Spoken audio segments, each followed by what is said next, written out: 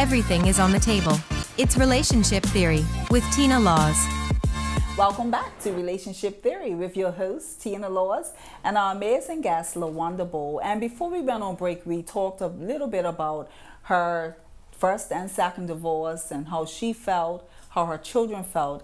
And we was on her second divorce and how her children felt at that point. We already heard how they felt after the first divorce, and knowing that you got remarried, mommy, they just wanted you to be happy. To find out now, mom is going through this experience all over again. And you know, children, they think about it way differently from how we're looking at it, because you're going through your own situation. Before we talk about how you managed it, how did your children fare? There, I think, well, with my daughter, her fear was stability. Because with being with her dad for so long, and then this new guy, she was feeling unstable. So just speaking to her, and when we separated and I moved out my mom's, I guess with the having my mom and me, and then her brother, who also, we all work, she felt stable again. Yes. So when my second husband said that he is going to divorce, and I moved out and got my own apartment, and the three of us are now having to be with each other again, it was a transition of learning us again, just the three of us. And it became, where now she is going 20, we're all adults. Yes. So now we are so open and we talk about everything that it just is so, the knit is like, I don't think anybody can break that knit. And from their, I guess, thinking, because when the divorce happened, they sat me down. Yes. And they was like, we don't want you to go through this ever again. So it was like seeing it through their eyes made me look at it even more so of self. Yes. I love it, LaWanda. I love it, love it, love it. So let's talk a little bit about, so we know how your children feel and how they felt along the way. How did you feel? Because on break we talked a bit about how you were really blaming yourself. Now, we talked earlier about, you was able to pinpoint, it was communication. You knew what role you played in both divorces. But let's go back again before we can come back forward.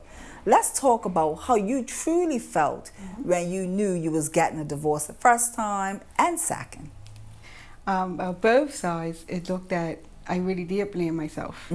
And I beat myself up really bad until one day I just looked in the mirror and I said, it's not just me. There is accountability for choices, but I also looked at it that there are roles that you play within a marriage. And I looked at my role, and instead of blaming myself, I just took accountability for the choices that I made that I could have made differently. Yeah. Yeah. Wow. Yeah.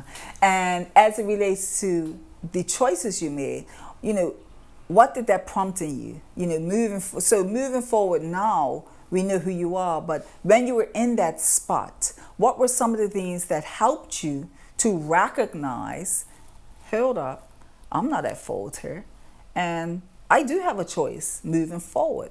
What are some of the things that you did? Well, I like I said, I did a lot of self-reflecting. I looked at, for every action, there's a reaction. So I started to practice on my own reactions to stuff. And not everything's done at you. Yes. And not everything's done to you. So I just learned to react to different things differently. Because we've all had childhood dramas that we carry. Yes. And for me, I would say a few years ago, I started that journey on self, and I started to look at how LaWanda became LaWanda. So the different choices that I was making was based off of how LaWanda would have acted at 13, how LaWanda would have acted at 18, and looked at it from that aspect that, wait a minute, you're an adult. So it's not about, okay, well, I did this because of this. Because at the end of the day, you have to take responsibility that you could have chose a different way. So again, it's just, for me, was practicing on the reactions to stuff and not reacting bitterly. Yeah. And part of us being able to recognize the reactions or anything that we need to do differently is we have to go to the stem of it, right? The root. Where did it come from? And you mentioned earlier the childhood drama, and traumas, the things in which affected you. And so what allowed you to say, you know what, you was able to reflect and say, you know what, this is something I did when I was a young girl as a result of A, B, C, and D. So when did you sit back and say, hold up, I'm actually operating as though I'm still that 8-year-old, having to be liked or having to be obedient or whatever the reasons are. Correct. So that's exactly it. Those were the reasons. I became that people pleaser, not knowing that that's what I was doing because of the childhood traumas that I went through. So learning those pieces, it helped me to take a step back and say, hold on, you don't have to say yes. You can say no. But it's not what you say, it's how you say it. So how it lands on the other person was a big thing for me because at the end of the day, it's how you say it. Because you can speak how you feel, but it's how you say it and how it's received. And we know we cannot control how people receive anything, right? That's one thing we do know. As much as you try to say, I really didn't mean it that way, they've already received it, so you might as well just let that go. So as we talk about your childhood and leading up to your first marriage and your second marriage, would you say there were any differences in the ways in which you presented yourself as a result of your childhood traumas or dramas? Correct. So with the first one, and I didn't know about half the stuff because it was after that divorce that had me to take a step back and look at some of those things. So of course, going into marriage number 2, there were some things that I recognized as they happened. It's like, okay, you don't have to act, you don't have to react, and it's not the little girl anymore. It's the adult. So with doing that in between the marriages, it helped me to look at the second marriage differently. And what's one of the things you'll say you did differently from, I know you mentioned about being more of a vocal person in your second marriage. You were no longer going to sit and allow anybody to tell you anything. You're going to beat them to it. You're going to start it and end it, and don't just give them a little bit in the middle. What's some of the other things you learned from your first marriage going into your second? Like I said, it's just a matter of listening to them. Like I said, it was sort of kind of listening, but not listening. So the difference was, like I said, it was like I spoke up and it helped.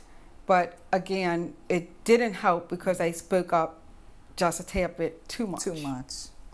And you talked about being a people pleaser, right? So let's talk about your second marriage. When you went into your second marriage, although you are now more vocal, you're still that person that wanted to please. Right? And so what's one of the things you'll say that you found that was kind of a clash, I guess, as it relates to your ex-husband and his wanted to express himself, but he knew he could probably minimally express himself, and you'll finish it. But what's another area in your marriage that you saw like, wow, I'm overly trying to please this man?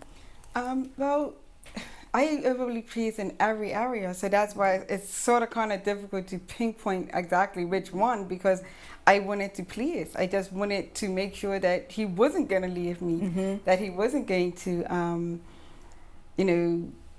not be happy. So I tried to do everything to make him happy, but again, the dominance of the communication and not allowing him to be him per se.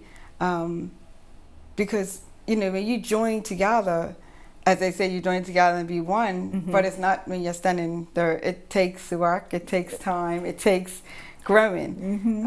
And it was, at the end of the day, like I said, it's just that I know the communication piece really was, like I said, I made sure I didn't not say how I felt because I didn't want to be in the same predicament as the first.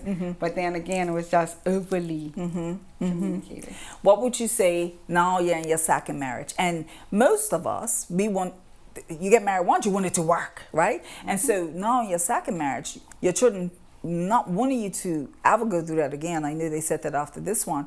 But what were some of the things that you think you compromised to stay in that marriage, even though you saw it probably going downhill as a result of the communication or whatever else? What are some of the things you compromised to stay in that relationship? I compromised my values. I compromised the things that I like to do. I compromised just myself, you know, not being completely authentic with myself. I wanted to just be everything about him and for him. So yeah, I compromised everything. So you'll say you kind of lost yourself in him. Correct. So that's going back to the beginning when we talked about your first marriage and second marriage, and now how amazing you have become as a result. One of the things you'll say is that you lost yourself in both relationships, one way or the other. Yeah. So let's talk a little bit about how you started to climb out of that hill of pleasing, and although you're always going to be that person, I'm sure, but how did you climb out of that hill? Climbing out of that hill, I actually became a people person versus a people pleaser. Okay. And on that note, we're going to take a break and we'll be right back. We'll see you in a few minutes. Relationship Theory. We'll be right back after these messages.